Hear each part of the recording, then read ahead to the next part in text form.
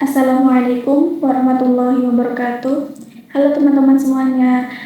Perkenalkan, nama saya Rahima, Prodi Pengembangan Masyarakat Islam Fakultas Dakwah dan Komunikasi. Di video kali ini, saya mau menjelaskan sejarah tentang masuknya Islam di Jawa. Yuk, simak video selanjutnya. Di video kali ini, saya akan menjelaskan tentang masuknya Islam di Jawa. Jadi, Islam pertama kali masuk ke tanah Jawa pada abad ke-11 Masehi, dibawa oleh para pedagang dan ulama dari Timur Tengah dan India. Proses Islamisasi mulai intensif pada abad ke-13 Masehi dengan ditemukannya makam-makam Muslim di pesisir utara Jawa yang diyakini keluarga Islam Majapahit. Islam menyebar terutama melalui kegiatan perdagangan dan pendidikan agama yang dilakukan oleh para wali atau ulama. Dengan metode dakwah yang lembut dan mengadaptasi budaya lokal sehingga mudah diterima masyarakat Jawa. Selanjutnya yaitu tokoh Islamisasi di Jawa. Tokoh utama penyebaran Islam di Jawa adalah Wali Songo, 9 ulama besar yang sangat berpengaruh.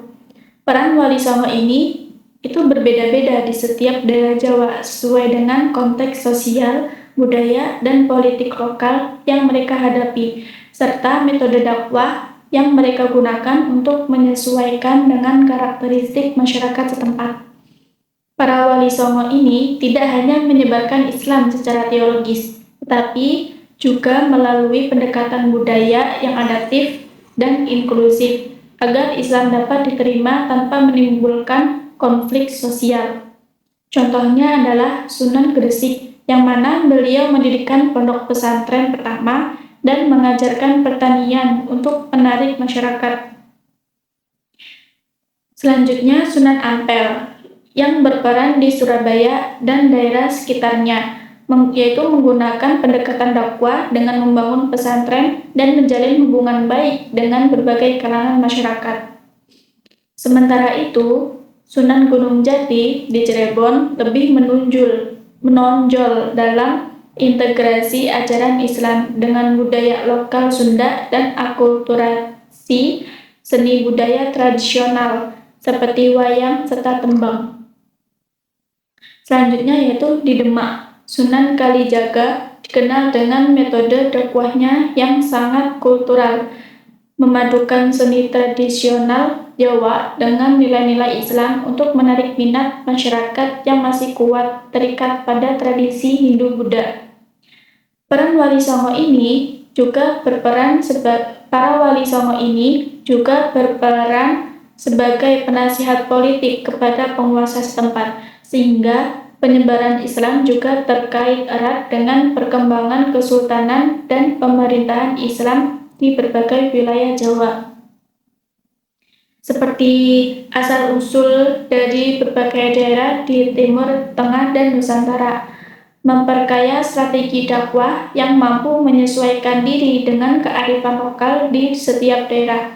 Jadi secara keseluruhan, variasi peran wali songo itu per daerah menunjukkan bagaimana pendekatan dakwah yang sensitif terhadap budaya, sosial, dan ekonomi setempat menjadi kunci keberhasilan penyebaran Islam secara damai dan efektif di seluruh Pulau Jawa. Pendekatan ini menghasilkan intesis budaya dan agama yang khas dan terus berpengaruh hingga sekarang. Selanjutnya, pluralitas agama. Di Pulau Jawa dikenal dengan keberagaman agama yang hidup berdampingan, termasuk Islam, Hindu-Buddha, dan kepercayaan lokal. Pluralitas ini tercermin dalam keluarga dan masyarakat Jawa yang mengakomodasi perbedaan ajaran agama dan tradisi. Islam di Jawa berkembang dengan peranata yang inklusif dan mengakomodasi unsur budaya Hindu-Buddha yang sudah mapan, sehingga tercipta sinkretisme budaya yang khas. Selanjutnya yaitu suku atau etnis di Jawa. Di Pulau Jawa merupakan rumah bagi berbagai suku seperti suku Jawa, Sunda, Betawi, Baduk, Tenger, dan lainnya. Suku Jawa adalah yang paling dominan dan tersebar di berbagai daerah utama di Jawa. Setiap suku memiliki budaya dan bahasa khas yang warisan leluhur, yang kemudian berinteraksi dan akulturasi dengan budaya Islam yang masuk dan berkembang di Jawa. Islam di Jawa mengekspresikan melalui arsitektur masjid, seni, sastra, dan tradisi upacara keagamaan yang menggabungkan elemen Islam dan budaya Jawa. Wali Songo menerapkan metode dakwah yang kreatif, seperti wayang kulit yang dimodifikasi untuk menyampaikan kisah Islam. Kebudayaan Islam di Jawa memiliki unsur sufisme dan mistisisme yang kuat, serta proses akulturasi yang menghasilkan praktik keagamaan unik dan khas. Selanjutnya yaitu pendidikan Islam di Jawa. Pendidikan Islam di Jawa itu berkembang melalui pendidikan pondok pesantren oleh para wali dan ulama.